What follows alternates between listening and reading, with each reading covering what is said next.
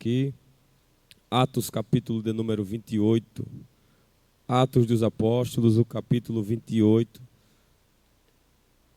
versículo de número 1 ao versículo de número 5.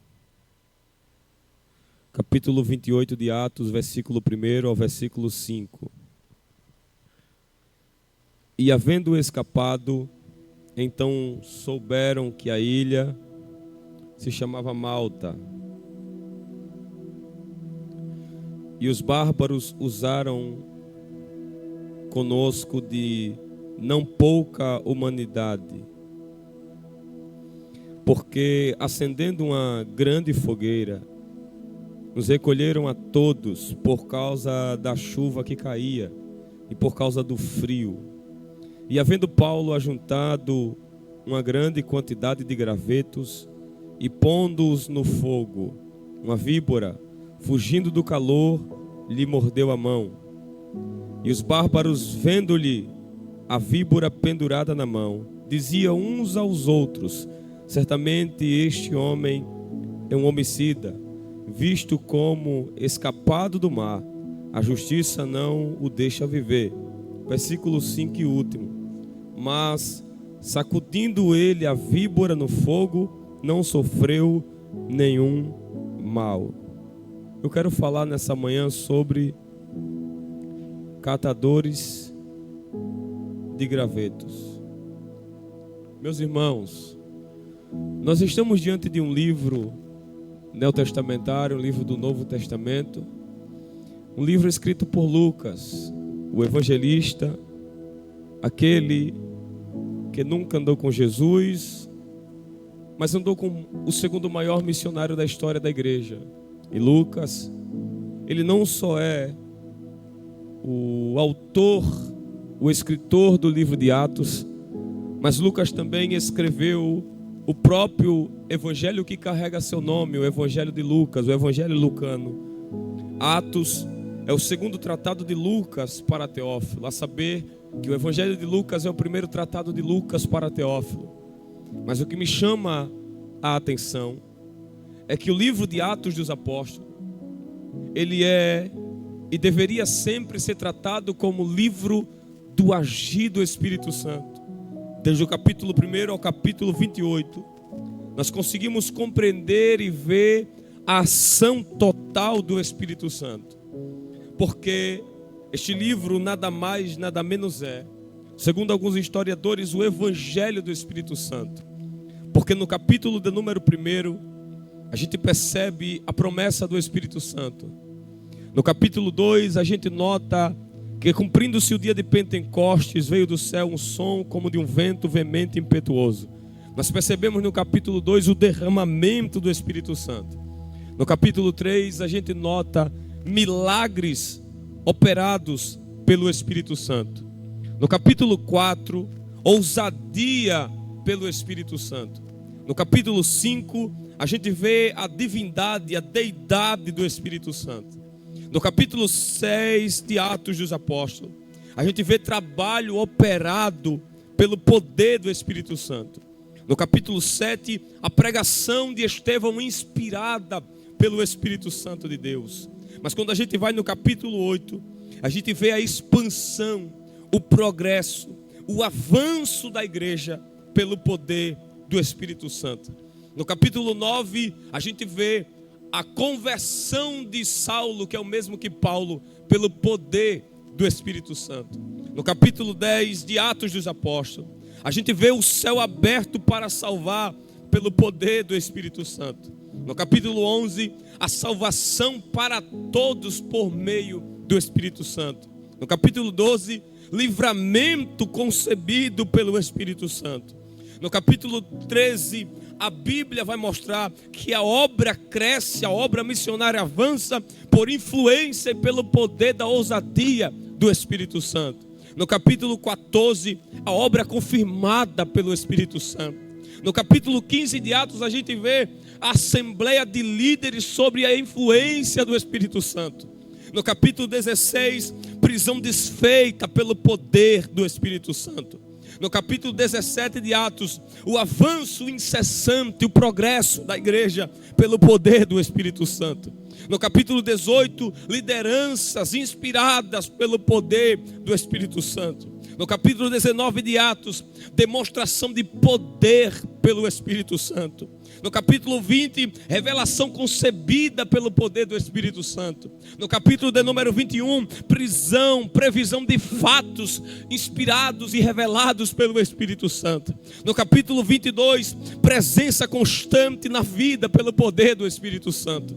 No capítulo 23, a proteção contínua dada pelo Espírito Santo. No capítulo 24 de Atos, a coragem contínua pelo Espírito Santo. No capítulo 25 de Atos, a convicção total dada pelo Espírito Santo. Mas quando chega no capítulo 27, a gente vê a consolação pelo Espírito Santo. Mas no último capítulo deste livro, do livro de Atos dos Apóstolos, capítulo de número 28, a gente vê a proteção total da igreja por meio do Espírito Santo. Mas o que me chama a atenção aqui é o capítulo de número 27, o qual nós terminamos de entender o capítulo 28, mas o capítulo 27 ele é o contexto do capítulo 28 de Atos, porque quando Paulo ele desejava, ele colocou no seu coração ir para dentro de Roma. O que me leva a chamar a atenção aqui é que Atos capítulo 27, o próprio Deus se revela para Paulo, dizendo que ele chegaria em Roma. Quem está dando a condução e a certeza da chegada é Deus. Então Paulo, dentro do seu coração, ele tem duas coisas dentro dele. Primeiro, Deus como credibilidade. Segundo, confiança de chegada. Porque quem dá a direção, quem dá a certeza da chegada, não são os homens que estão ao seu redor. É o Deus que está bradando e dando a certeza que Paulo chegará em Roma. Mas nem todo lugar que Deus diz que vamos chegar, que chegaremos, que alcançaremos, Ele não vai deixar os obstáculos deixarem de estar no meio do nosso caminho, porque nem todo caminho de crescimento não ausenta perseguição e nem muita coisa na nossa estrada. Deus está dando a certeza para Paulo: você vai chegar, você vai alcançar, vai pisar em Roma, porém vai ter obstáculo no meio do caminho. Capítulo 27 de Atos. Paulo sobe no navio. Paulo agora resolve juntar toda a tripulação. 276 vidas estão dentro do navio. 276 vidas estão indo com Paulo. 276 vidas estão junto com o apóstolo Paulo. Mas eles resolvem agora entender que o navio ia devagar demais. O navio, a tripulação ia devagar demais. E mesmo o navio indo devagar demais, capítulo 27 de Atos, eles não pararam. Paulo então percebe que uma grande tempestade vem, uma turbulência vem. Então eles resolvem mudar o caminho. Porque no coração de Paulo, o medo dominou. E na mentalidade de Paulo, não chegariam a lugar nenhum. Mas quem foi que disse que chegaria em Roma? Foi Deus. Quem foi que disse que ele pisaria o pé em Roma? Foi Deus. Quem foi que deu a certeza e a clareza do cumprimento da promessa dele chegar? Foi Deus. Mas Deus disse que ele chegaria, disse. Mas está no texto que eu não vi Deus dizendo que ele permitiria Paulo deixar de passar por adversidade. Porque Deus, Ele permite Sadraque, Mesaque e Abednego ser lançado na fornalha, mas não permite o fogo matar Sadraque, Mesaque e Abednego dentro da fornalha. Ele permite Daniel ir para dentro da cova, mas ele não permite os leões devorarem Daniel na cova. Ele permite José ser vendido para a escravidão do Egito. Mas ele só não permite a escravidão do Egito, o sistema do Egito, matar a vida do menino José. Deus permite Josué entender diante do Jordão que o negócio é dificultoso, mas ele não vai permitir Josué ficar paralisado no meio do caminho. Deixa já eu abrir um parênteses nessa palavra introdutória. Deus disse que você vai chegar. Deus disse que você vai crescer. Deus disse que você vai prosperar. Mas Deus não disse que Ele deixaria de colocar gigante no caminho. Deus deu a certeza que você vai chegar. Deus deu a certeza que você vai triunfar, que vai ter culto de ação de graça, mas Ele não deu a certeza de você ficar sem obstáculo no meio do caminho. Mas eu tenho uma palavra de Deus aqui nesta manhã, nesta live, porque está escrito que Deus tem um caminho no meio da tormenta. Elias, eu não estou aguentando, suporta. Porque Deus disse que você vai chegar, mas obstáculo Ele não disse que não vai faltar. Elias, Davi não foi rei, considerado rei, ungido rei foi. Mas Deus não disse que deixaria de colocar gigante. Deus não disse que deixaria de colocar leão, de colocar urso. Deus não disse que permitiria Filisteu sair do caminho dele. Porque a gente vai chegar. O que só não vai faltar para a nossa vida, para a nossa história, é barreiras para a gente atravessar. Aí ele percebe que a embarcação está indo devagar demais. Ele percebe que uma turbulência bate. Ele percebe que o barco, o navio está prestes para atracar. Então Paulo tem uma ideia: vamos trocar de navio. Porque o desejo de Paulo não é voltar mais. Porque ele sabe que a ponte que ele atravessou já quebrou e não tem como voltar mais. Se você pode aí, digite aí no chat: não dá para voltar mais. Podemos ir devagar, mas o que a gente não pode é parar. Digite aí: eu não posso parar, não dá tempo de voltar mais. Pode ter turbulência, mas eu não volto mais. Pode ter perseguição, mas eu não retorno mais. Pode ter calúnia, mas eu não volto mais. Pode ter perseguidor, mas eu não retorno mais. Eu posso estar sendo pisoteado, mas eu não retorno mais. Posso ter pisado, mas eu não volto mais. Então Paulo agora, movido pelo Espírito de Deus, ele olha para um navio e diz: vamos entrar aqui. Ele entra. E entrando em um navio, mais uma vez, a dificuldade domina, capítulo 27 de Atos. E agora, Elias, eles têm que fazer uma coisa. Eles começam a lançar toda a carga para fora do navio. Diz a Bíblia que eles jogam trigo, eles vão jogando as coisas, eles vão jogando tudo para fora. Paulo teme, porque Paulo foi até arrebatado até o terceiro céu, mas Paulo teme e treme, porque no reino, no evangelho não existe super-homem ou mulher maravilha. Paulo temeu a morte, Paulo tremeu diante da turbulência, Paulo tremeu diante da dificuldade. Aquele que teve o encontro diante da pessoa bendita de Cristo tremeu diante da turbulência da vida. Então agora eles começam a lançar as cargas, os trigos, as coisas. Mas a Bíblia vai dizer que agora o anjo que Deus envia para Paulo vai dizer: Paulo, fica tranquilo, você vai chegar. E não tem turbulência, não tem tempestade que paralise o que Deus prometeu sobre a sua vida. Vai ter onda, vai ter vento, vai ter crise, mas você vai chegar. Está doendo, mas você vai chegar, Paulo. Te pisaram, mas você vai chegar, Paulo. Te acorrentaram, mas você vai chegar, Paulo. Não tem problema o barco se quebrar. O que você só não pode, Paulo, é parar. parar de evangelizar, parar de cantar, parar de pregar, parar de maestrar, parar de servir na igreja, parar de varrer, parar de fazer isso, fazer aquilo. O que você só não pode é parar. O barco quebra. E sabe o que é lindo? É que o navio estava prestes para se desfazer.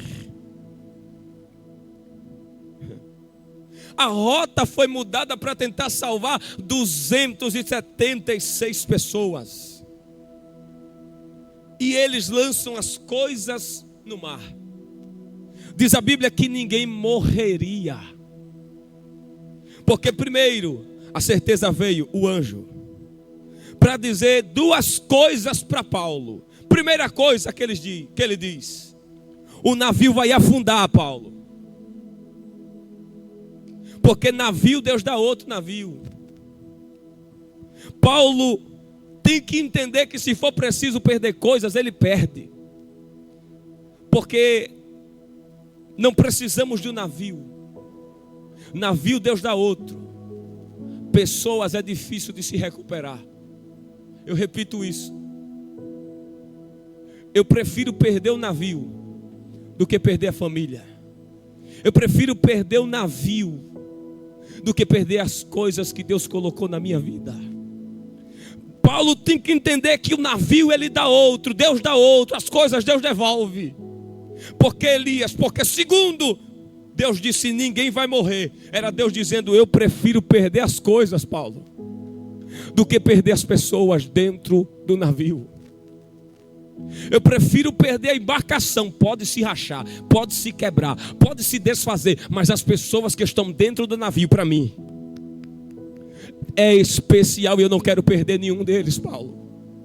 Diz a Bíblia agora, que dentro do navio tem dois grupos. Primeiro, os que sabiam nadar. Segundo, os que não sabiam nadar e não se prepararam para o pior momento da sua vida. Porque quando o barco se quebra, se desmonta, a primeira coisa que Paulo diz é: vocês que sabem nadar, salvem-se as suas vidas. E vocês que não sabem, se agarrem naquilo que sobrou. Segurem-se naquilo que restou. Perceba aqui, por causa de uma pessoa vai sobreviver quem sabe nadar, e vai sobreviver também quem não sabe nadar. O que é isso, Elias? É por causa de um crente fiel a Deus. A casa pode até desmoronar, mas ninguém morre. Até quem sabe nadar e até quem não sabe nadar. Deus está dizendo nesta manhã, por causa da fidelidade de um, eu permito a morte bater em retirada. Pode cair tudo, mas ninguém morre. Tu lembra de quando Deus disse para Ló: Ló, sai daqui de Sodoma, porque eu vou devastar esta terra que não me agrada mais. Oh, Abraão resolve orar pela vida de Ló e toda a sua casa. Diz a Bíblia que quando Abraão orou, o próprio Deus ouviu a oração do velho Abraão, e foi aonde Ló estava, enviou anjo e disse: sai daí, eu vou devastar esta terra, sai da casa, não olha para trás, porque por causa de um crente fiel e cheio da graça de Deus, a morte ainda bate em retirada. Deixa eu liberar uma palavra de Deus para o seu coração. Até quem não sabe nadar e quem sabe nadar vai sobreviver nesta manhã para entender que por causa de um crente que ora, que por causa de uma irmã que ora, que por causa de uma mãe que jejuma, que por causa de um pastor que ainda paga preço pela igreja, ninguém vai descer a sepultura. Pode até cambalear, mas não vai descer. Pode até a casa parecer que vai desmoronar, mas não vai descer. É por causa de Paulo que Deus preserva 276 pessoas. Um grupo sabia nadar, outro grupo não sabia. O primeiro se preparou para as circunstâncias da vida. Estavam preparados. Se o barco afundar, a gente nada, chega da terra firme. Segundo grupo, são aquele grupo que não sabe e que não deseja e que até não quer se preparar para o pior da sua vida. Eles estão nem aí. Tanto faz estar dentro quanto faz estar fora. Quanto faz se preparar para o momento, quanto faz também não se preparar. Mas quando o momento pior chegar,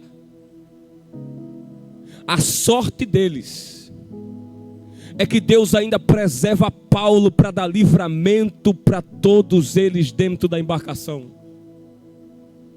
É por isso que quando o próprio Paulo, Lucas vai dizer que a voz vem: vocês que não sabem nadar, se agarrem naquilo que sobrou.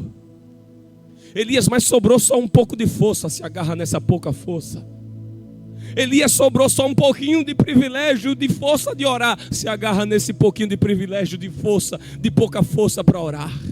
Elias, mas só sobrou um hino lá em casa, e é só esse que quando eu ligo a TV para assistir o programa Louvor e Palavra, é esse louvor simples que eu me inspiro para cantar. É esse louvor que está te fazendo sobreviver. Se agarra naquilo que sobrou. Elias, só sobrou eu, só sobrou a minha família, se agarra nesta família. Elias, só sobrou isso, só sobrou um pouco daquilo, se agarra nisso e se agarra naquilo, porque é isso, é esse pouco que sobrou e que restou, que ainda dá força para você chegar em terra firme. Já percebeu que você às vezes não tem força para cantar e você canta? É o resto das coisas que sobrou para você chegar na terra firme, que significa e simboliza a igreja. Já percebeu que às vezes você quer chutar o pau da barraca e você sai de casa pensando em seu último culto, liga a TV para assistir a última live, e o Espírito de Deus nesta manhã está dizendo: não, você não vai ficar na beira do caminho, você não vai ficar dentre as margens do rio, você não vai ficar diante do mar aberto, porque se agarre nesta manhã naquilo que sobrou, naquilo que restou, porque tem terra firme preparada para você pisar. Eles chegam na terra firme, eles se agarram com aquilo que restou, que sobrou. Eles chegam em uma ilha. Que ilha é essa? A ilha de Malta. Esta ilha de Malta ficava no sul da Cilícia, e é ali que o texto no capítulo 28, versículo 1 já começa dizendo: e havendo escapado. Isso é lindo. E havendo escapado, ou seja, teve barco quebrado, teve tripulação jogada no mar, teve as coisas que foram perdidas na beira do caminho, teve. Mas a Bíblia diz: e havendo escapado.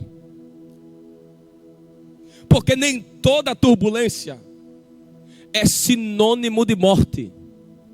Nem todo vendaval, nem toda tempestade simboliza e significa morte. Pelo contrário, é porta de escape de vida de Deus para a sua vida.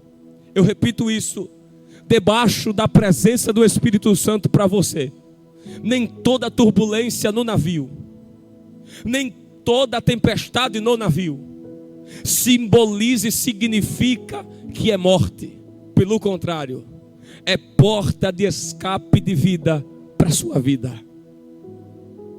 Quando eles chegam na ilha, depois de haverem escapado, não percebeu não? Que veio pandemia, teu vizinho morreu e tu escapou? Não percebeu não que aquele jovem, admirado por muito e por todos, parou e você escapou? Não percebeu não que muita gente estagnou na beira do caminho e só você escapou? Pois é, nem toda turbulência é para a morte, mas é Deus te conduzindo para um propósito de vida. Eu repito isso de novo: nem toda turbulência gera a morte. Pelo contrário, é Deus te conduzindo para um propósito de vida. A turbulência na vida da velha Noemi, perdendo Quilion e Malom, Elimeleque, parecia morte, mas era Deus conduzindo ela de volta para Belém, junto com Ruth, para um propósito de vida. Parecia que Elias iria morrer na beira do caminho, dentro do deserto de Beceba. Pelo contrário, foi o próprio Deus aparecendo em forma teofânica, dizendo: Elias, come e beba, não vai morrer. Acabe não vai te pegar, Jezabel não vai te pegar. Por quê? Tem muita coisa para você viver. Anda, caminha, porque não é projeto de morte, é propósito de vida. Você pode digitar aí no outro lado: não é projeto de morte, é propósito de vida. Muitos caíram, mas você escapou, porque tem propósito de vida. Muitos pararam na beira da estrada, mas só você conseguiu suportar o que ninguém suportou no ano de 2023. Nós já estamos perto de findar um ano novo, prestes para chegar. E tudo aquilo que você passou, tudo aquilo que você viveu, e chegar até aqui, um mês antes do ano findar, é você entender que muitos pararam, mas você escapou. Poderia ter caído, mas não caiu, escapou. Poderia ter parado, mas não parou, escapou. Poderia ter caído, debilitado, fragilizado, até estava, mas escapou. Por que eu escapei, Elias? Porque você estava na cobertura de Deus e do Espírito. Salmo 91: aquele que habita debaixo do esconderijo do Altíssimo. A tribulação veio, mas não conseguiu te pegar. Por quê? Está debaixo. A crise veio, mas não conseguiu te derrubar. Por quê? Porque você está debaixo. A tribulação e o pecado veio, mas não conseguiu te destruir, porque você está debaixo. E ninguém encontra quem Deus esconde. Ninguém derruba para sobreviver quem Deus esconde. Escapou, mas está vivo. Debilitado, mas está vivo. Não é a mesma de antigamente, mas está vivo. E havendo escapado,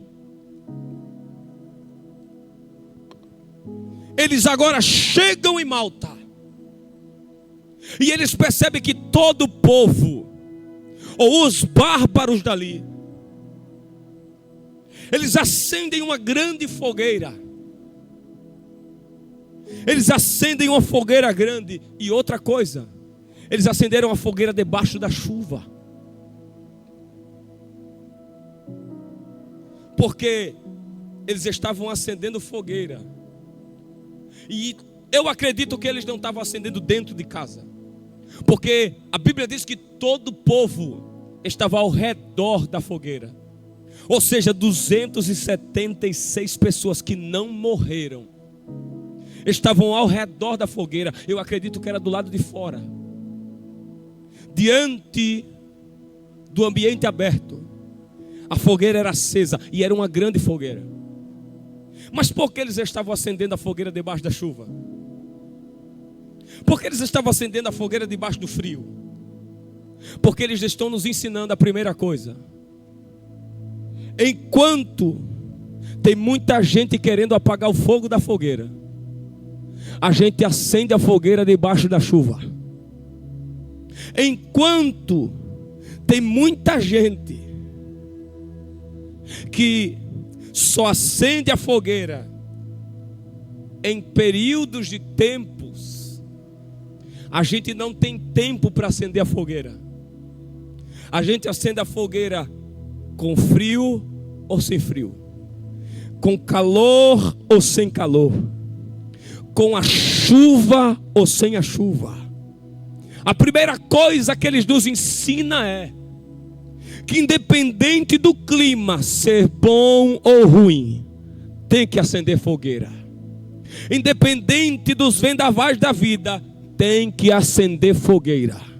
Porque enquanto eles acendem, outros apagam a fogueira. Porque a Bíblia vai dizer que eles acendiam uma grande fogueira. E como é que se acende a fogueira no tempo de chuva? É dando glória. Como é que se acende a fogueira? É levantando a mão. Como é que se acende a fogueira? É se rendendo diante da presença dele. Como é que se acende a fogueira? É você servindo enquanto os outros não querem servir. Perceba que eles estão acendendo a fogueira debaixo de chuva, debaixo de dificuldade. Porque acender fogueira em tempo de congresso, todo mundo acende. Acender fogueira em tempo de festividade, todo mundo acende. Mas o que Deus quer saber é: você depende do clima para acender fogueira, ou você acende tendo clima ou não tendo? Tem que ter fogueira acesa. Pode ter chuva, mas tem fogueira acesa. É por isso que o próprio Deus disse em Levítico capítulo 6, versículo 13, salvo engano: não deixe o fogo se apagar. Tem que ter aceso a fogueira. De manhã na consagração tem que ter fogueira acesa. À tarde no ciclo de oração tem que ter fogueira acesa. À noite no culto do domingo, da quarta, da sexta, tem que ter fogueira. Tem que ter a fogueira acesa. Independente das estações, tem que ter fogueira acesa. Por que, Elias? Porque o primeiro grupo, ele precisa de clima para pegar fogo. Precisa de um ajuntamento de pessoas para o fogo acender de novo.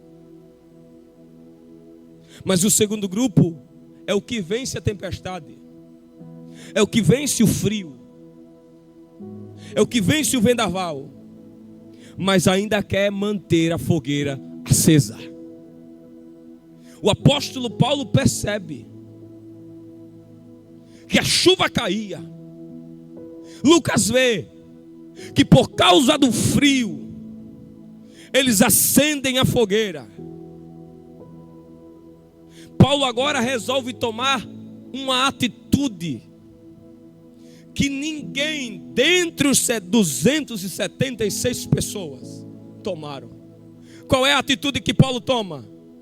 É de se levantar e ir agora juntar uma grande quantidade de gravetos. A fogueira está acesa, está acesa.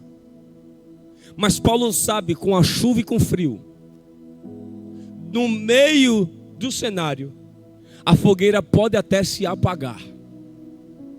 Peraí, Paulo não é apóstolo? É. Paulo não é o grande pregador dos gentios? É. Mas o título de Paulo de apóstolo não arranca de Paulo o serviço de servir para o reino e acender fogueira. O Paulo que sempre dizia: eu, Paulo, prisioneiro de Jesus Cristo, chamado para ser apóstolo. O Paulo que mantinha a humildade de Cristo, que disse em Filipenses capítulo 2, que nós precisamos ter a mesma mente de Cristo, andar como Cristo, viver como Cristo, compartilhar da comunhão como Cristo. O mesmo Paulo que viu coisas inefáveis, ouviu coisas inefáveis no terceiro céu, está se levantando para nos ensinar que independente da patente, aonde a gente chegue, a gente tem que continuar servindo. Paulo se levanta para fazer o que ninguém no meio da tripulação fez: catar gravetos. É por isso que Paulo agora, ele vai no meio de um graveto, de uma quantidade de graveto, e começa a catar graveto. Porque Paulo sabe, a chuva está chegando, está aumentando, o frio está dominando, mas eu quero catar graveto. Para quê, Paulo? Era Paulo nos dando o segundo ensinamento. Muitos querem apagar o fogo, muitos só gostam de fogueira acesa, para pegar tudo pronto, mas se depender de mim, a fogueira não apaga. Deus hoje está à procura de catadores de graveto. Catadores de graveto que está com situação difícil em casa, mas vem para um culto para continuar acendendo a fogueira. Tem que trazer graveto. Culto sem graveto para o fogo acender não é culto. Tem que ter graveto. E o que isso simboliza é que tem que ter glória no meio da igreja. É que tem que ter barulho no meio da igreja. É que tem que ter adoração no meio da igreja. E adoração não revela o nível do barulho do glória que eu dou, mas sim, João capítulo 4, que Deus procura verdadeiros adoradores. Porque se tem gente verdadeira, também tem gente falsificada. E os falsos não gostam da fogueira acesa. Os verdadeiros ainda entendem que a chama que acendeu através dos outros não pode se apagar. Hoje tem que ter catadores de graveto para lançar o graveto dentro da fogueira.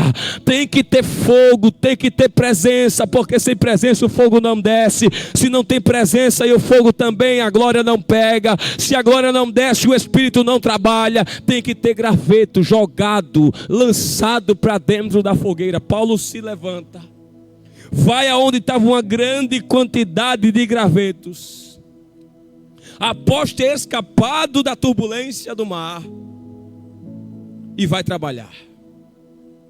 Paulo começa a catar graveto. Se você pode, digite aí no chat: vou continuar catando graveto. Eu posso estar fraca, mas eu vou continuar catando graveto. Eu posso estar cambaleando, pensando em parar, mas independente da minha situação, eu não quero saber. Eu quero que a fogueira continue acesa. Eu vou continuar jogando graveto. Não importa a crise que eu estou enfrentando, emocional, psicológica e as guerras espirituais. O que Deus quer saber nesta live, nesta manhã, é: ainda tem catadores de graveto que, independente da crise da casa, continua cantando sem ninguém ver? Ainda tem catadores de graveto que, independente de ninguém elogiá-lo, ele continua vivo de pé, continuando servindo na igreja, servindo na congregação, servindo ao pastor da igreja, com todo o coração, jogando catadores, jogando gravetos para dentro da fogueira. Deus está à procura de catadores de graveto que possam ter até título, possam até ter nome, mas acima do título e acima do nome tem que ter mão para saber servir. Eu vou continuar catando graveto. A fogueira só se apaga se parar os catadores de gravetos. Paulo cata uma grande quantidade de gravetos. E agora Paulo vai fazer o quê? Paulo pega aquela grande quantidade de gravetos, e enquanto Paulo vai pegando a grande quantidade de graveto e pondo-os no fogo, uma víbora, que simboliza Satanás, o diabo, que por causa do calor, fugindo do calor, mordeu a mão de Paulo. Espera aí. A primeira coisa são os bárbaros, que nos ensina que a fogueira não pode se apagar. Segundo é Paulo, que nos ensina que a gente tem que continuar servindo e jogando graveto para dentro da fogueira. Terceiro é que Satanás, a antiga serpente, ama fugir do calor do fogo. Satanás não suporta o fogo aceso. Satanás bate de frente com um crente frio brincando e ainda derruba. Mas eu duvido Satanás parar um crente cheio de graveto. Sabe por que às vezes você cai? É porque está faltando fogo. Está faltando você catar graveto. Sabe por que às vezes você desliza? É porque está faltando fogo e também está faltando graveto. Mas Paulo viu uma víbora, e aquela víbora mordeu a Paulo. Por quê? Porque estava fugindo do calor.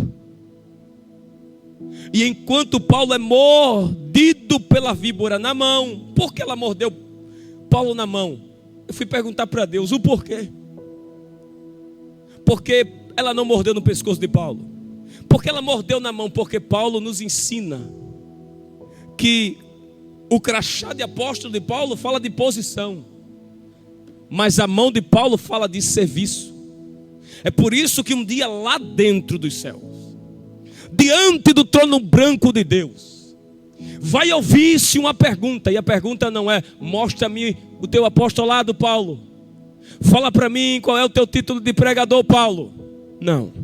Mostra-me a tua mão. Porque mão fala de serviço. Ela foi picar Paulo na mão por causa do serviço que Paulo prestava. É por isso que o diabo toda vez tenta te parar. Porque ele sabe que o dom que está na sua vida foi derramado pelo fogo do Espírito, e ela não suporta fogo, ela não aguenta o barulho do fogo batendo, estalando. É por isso que o diabo bate de uma ponta para outra, lança seta, lança dardo, e você continua de pé. Mas mesmo assim, diz a Bíblia, ela picou na mão de Paulo, mordeu a mão do apóstolo Paulo. E o que Paulo faz? Paulo observa. E eu encerro aqui. Paulo observa os bárbaros vendo ele. O desejo dele era: Paulo vai morrer. Mas enquanto tem uma plateia desejando com que você morra, tem um Deus todo-poderoso que ele permite até a víbora morder, mas não permite o veneno se instalar na tua vida. Tem um Deus dos céus que hoje nesta manhã ele está dizendo: pode até te morder, só não vai te matar. Pode até te estagnar por pouco minuto de tempo, mas daqui a pouco você volta a triunfar e a caminhar. Paulo pega a víbora, porque Paulo sabia, ela está fugindo do fogo. E víbora só pode ser paralisada se lançar dentro do fogo. Hoje nessa manhã eu lhe convido a pegar a víbora que quis parar com a tua chamada, que quis parar com o teu casamento, que quis parar com a tua vida. Lança ela dentro da fogueira hoje. Hoje eu quero saber onde está a primeira vida. E se já teve a primeira, eu quero saber onde está a segunda. Eu quero saber onde está você para voltar a catar gravetos. Lançar dentro da fogueira. Pegar a víbora, Satanás, e lançar dentro da fogueira hoje. Porque queira a multidão ou não, mas você vai sobreviver. Sobreviver não para se gloriar, mas para dar a eles a notícia que o Deus que permite a víbora morder é o mesmo Deus também que paralisa o veneno dela. Venha para Jesus nesta manhã. Digite aí: eu quero voltar a ser uma catadora de gravetos, a ser um catador de gravetos e manter a fogueira acesa. Que Deus abençoe a sua vida nessa manhã. Que você possa entender que Deus não lhe chamou para parar no meio do vendaval. Que Deus não lhe chamou para você ficar estagnada na beira do caminho. Volte a catar gravetos e acender a fogueira. Que Deus abençoe em nome de Jesus.